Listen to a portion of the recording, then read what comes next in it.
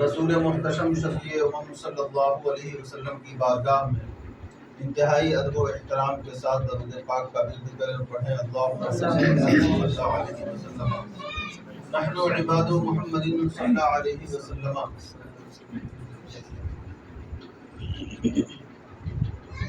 واہ کیا مرتبہ اے غوث ہے بالا تیرا، واہ کیا مرتبہ اے غوث ہے بالا تیرا، اونچے اونچوں کے سروں سے قدم اعلیٰ تیرا، سر بھلا کیا کوئی جانے کی ہے کیسا تیرا، سر بھلا کیا کوئی جانے کی ہے کیسا تیرا، اولیاء ملتے ہیں آنکھیں وہ ہے طلبہ تیرا، اولیاء ملتے ہیں آنکھیں وہ ہے طلبہ تیرا، سارے اقطاب جہاں کرتے ہیں کعبے کا طواف، سارے اقطاب جہاں کرتے ہیں کعبے کا طواف، کعبہ کرتا ہے طواف در والا تیرا، کعبہ کرتا ہے طواف در والا تیرا، تجھ سے سخت سے در سے ہے مجھ کو نسبت، تجھ سے سخت در سے ہے مجھ کو نسبت، میری گردن میں ہے دور کا ڈورا تیرا، میری گردن میں ہے دور کا ڈورا تیرا، واہ کیا مرتبہ اے غوث ہے بالا تیرا، اونچے اونچوں کے سروں سے قدم آڑا تیرا۔ عزیزان ملت اسلامیہ، آج کی یہ مبارک و مسعود محفل عالی جناب اختر علی خان صاحب کی طرف سے حضور غوث سمدانی محبوب سبحانی شہباز لامکانی سیدنا شیخ عبد القادر جیلانی بغدادی رضی اللہ عنہ کی بارگاہ میں خراج عقیدت پیش کرنے کے لیے رچائی اور بسائی گئی ہے۔ عزیزان ملت اسلامیہ، اللہ والوں کا ساتھ کتنا ضروری ہوتا ہے، دنیا میں بھی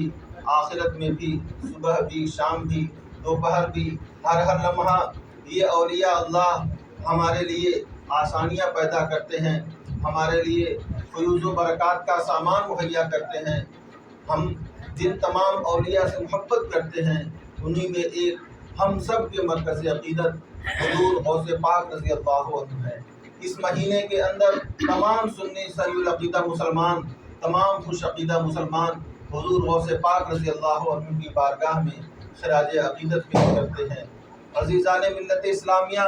حضور غوث پاک کون ہیں ان کے بارے میں پڑھیں گے تو ہم وہ لوگ ہیں جو پڑھتے ہیں، لکھتے ہیں، پڑھاتے ہیں، پھر زندگی کے آخری ایام تک پہنچتے ہیں، تب کہیں جا کر کے کچھ لوگ جانتے ہیں کہ یہ فلاں عالم دین ہیں، یہ فلاں ڈاکٹر ہیں، یہ فلاں انجینئر ہیں۔ غرض کی زندگی کا بیشتر حصہ جب انسان اپنی خدمت میں گزارتا ہے، جب انسان کوئی اچھا کام کرتا ہے، تب جا کر کے اس کا نام ہوتا ہے، تب جا کر کے اس کی شہرت ہوتی ہے۔ لیکن میرے غوث پاک وہ عظیم ذات ہیں کہ ابھی آپ پیدا نہیں ہوئے ہیں، آپ کے پیدا ہونے سے پہلے ہی آپ کا چرچا شروع ہو چکا ہے، آپ کی پیدائش سے قبل ہی آپ کا شہرہ شروع ہو چکا ہے۔ چنانچہ آپ کی والدہ فرماتی ہیں کہ میں ایک رات خواب میں سو رہی تھی، میرے بیٹے عبد القادر ابھی میرے پیٹ میں تھے، اس وقت ایک فرشتے آئے اور وہ کہتے ہیں اے بی بی، اے نیک خاتون مبارک ہو، تمہارے پیٹ میں جو بچہ آنے والا ہے وہ بچہ کوئی عام بچہ نہیں ہے،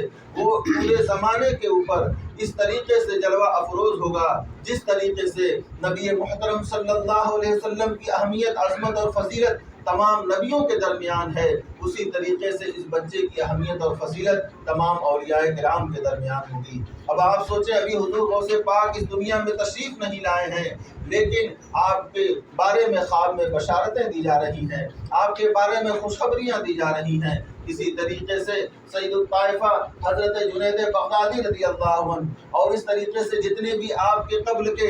اولیاء کرام ہیں وہ بھی اپنی محفلوں میں آپ کی آمد کا تذکرہ کر رہے ہیں۔ آپ فرماتے ہیں کہ اس سرزمین پر ایک ایسا بچہ پیدا ہوگا جو اپنے نور سے، اپنی ولایت سے پوری دنیا کو بھر دے گا، اپنے فیوز و برکات سے سارے عالم کو جگمگا دے گا۔ عزیزان ملت اسلامیہ، ابھی کچھ ہی عرصہ گزرتا ہے حضور غوث پاک رضی اللہ عنہ اس جہان گیتی میں تشریف لاتے ہیں۔ اسی طریقے سے دیگر اولیاء کرام جو آپ سے پہلے وہاں اس دنیا میں موجود تھے، آپ کی آمد کا تذکرہ کر رہے ہیں۔ تو ہم غریب مسلمان جن کے پلے نہ تو عمل ہے، جن کے پلے نہ تو نمازیں ہیں، جن کے پلے نہ تو اعمال صالحہ ہیں، ہم اس امید پر हुजूर गौसे पाक रज़ी अल्लाह अन्हु का चर्चा करते हैं, उनका तज़किरा करते हैं कि हमें भी अमल की भीख मिल जाएगी, हमें भी आमाले सालिहा की कुछ खैरात मिल जाएगी, हमें भी हुजूर गौसे पाक रज़ी अल्लाह अन्हु की बारगाह से फैज़ बरक़ात मिल जाएंगे। इस नीयत के साथ एक सुन्नी सही अक़ीदा मुसलमान हुजूर गौसे पाक रज़ी अल्लाह अन्हु के नाम की महफिलें अपने घरों में मुनाकिद किया करता है। मैं मुबारकबाद पेश करता हूँ अख्तर भाई को कि उन्होंने इंतहाई मेहनत के साथ एक बेहतरीन प्रोग्राम मुतय्यन किया, तारीख मुतय्यन की, कुरान पाक की तिलावत का अहतमाम किया, अपने घर में हुजूर गौसे पाक रज़ी अल्लाह अन्हु की बारगाह में खराज अक़ीदत पेश करने के लिए तिलावत कलाम के साथ एक खूबसूरत महफिल का भी अहतमाम किया। अज़ीज़ान मिल्लत इस्लामिया, तो हमें भी चाहिए कि हुजूर गौसे पाक रज़ी अल्लाह अन्हु की बारगाह में खराज अक़ीदत पेश करने के लिए जब इस तरह के अय्याम आएँ तो औलियाए किराम की मोहब्बत और उनकी